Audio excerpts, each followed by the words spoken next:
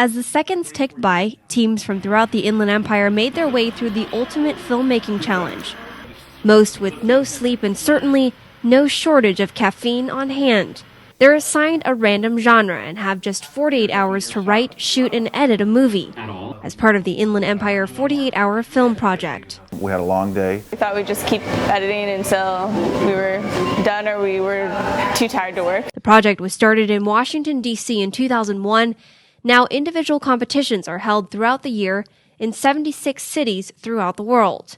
The project's mission is to advance filmmaking and promote local filmmakers, and each competition is supported by donations from the community and local businesses. This is the third time the project has made a stop in the Inland Empire, and 40 teams took part this year. 13 more teams than Inland Empire had last year. We've had quite a few meet and greets and actor auditions and filmmaker boot camp. We followed teams in Grand Terrace and Riverside. Both were instructed to make films in the mockumentary category. We thought we kind of had something for mockumentary, but it wasn't on a top list, but we thought, oh, if we got it, it wouldn't be so bad. Well, after we got it, we were like, It was a stroke of luck. We didn't want femme fatale, but we weren't ready for that. But we were pretty much open to anything that came our way. They were instructed to use 3 essential elements: a toothbrush, the character Neil Hammond, and the phrase, "No, that's not right," to create a unique film.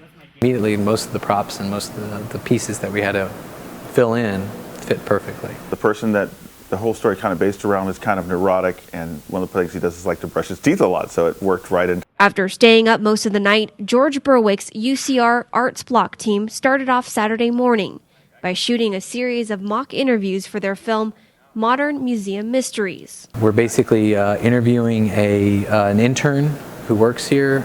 His name is Charles Evans. He's a 24-hour live-in intern. He's always here. He's always exploring the collection and finding new things. He never leaves. He finds this missing negative or this missing print of the Titanic at Southampton. We're also interviewing a former collections manager here. The film was shot at the UCR California Museum of Photography, utilizing the museum's Keystone Mast collection to craft their story.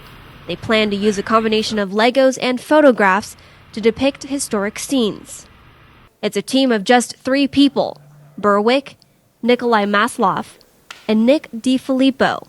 It's the first time they've taken part in the competition. 16 hours in, we're going to shoot all the footage today, and we're going to record all the audio today. The composers are coming in this afternoon to compose the score. They were preparing for a long night ahead. And we all edit, and then come back tomorrow morning, start assembling it. And in Grand Terrace, filming continues for Shoot Fast, Ask Questions Later. They're working with a much larger crew and cast. 9 cast members, 9 crew members, and some had double parts. There's about 7 or 8 characters in this film. I'm nervous, you idiot! Some have a lot of dialogue, some have a little that just add to the whole film, but they're all important characters, and we couldn't feel that we could cut anyone and still have the same story. A long day for cast members who received a script early this morning.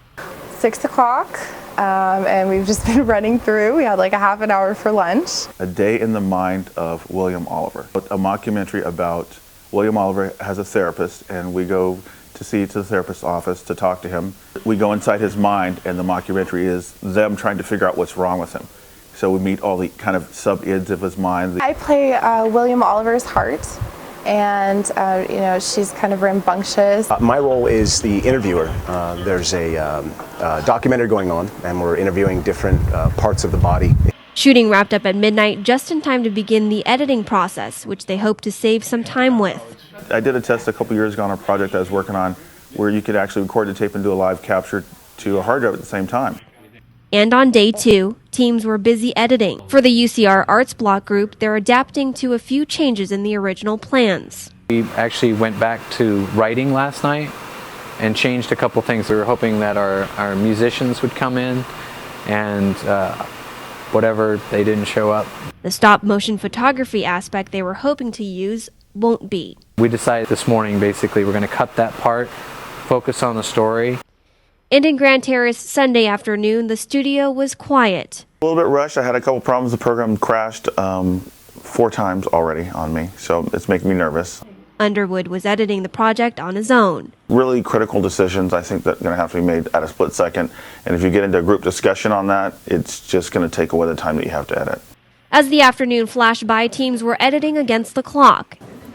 And at the drop-off location at the Ultrastar Cinemas in Riverside, Redlands-based Johnston Film Collective was the first to turn in their film. Feels good. I want to go to bed because you earn sleep in 48-hour films, so now we earned it. It's the third time Lauren Holy has participated. We aimed a little big, got a little too much footage, and had a lot of stuff for a much longer film, but we were able to kind of narrow it down. And even though city producer Jeanette DePinza didn't participate in the competition this year, she hasn't had a break. It was definitely hard, and challenging, but so far we've been doing all right, and there's still more to come.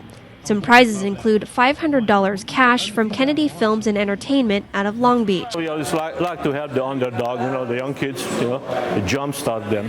By 6:30, only 3 films had made it in. Films had to be turned in by 7:30 to be eligible for awards. As for next year, I don't know yet. We'll see when I hand in that DVD and see how I feel. some teams are thinking bigger, We definitely could have stood to have more people. while others say they'll plan for something smaller. Harder because of the number of characters and genres. I mean, you just don't know what you're going to get. DePinza says she'll consider coming back as a city producer. Do you guys want me back again next year?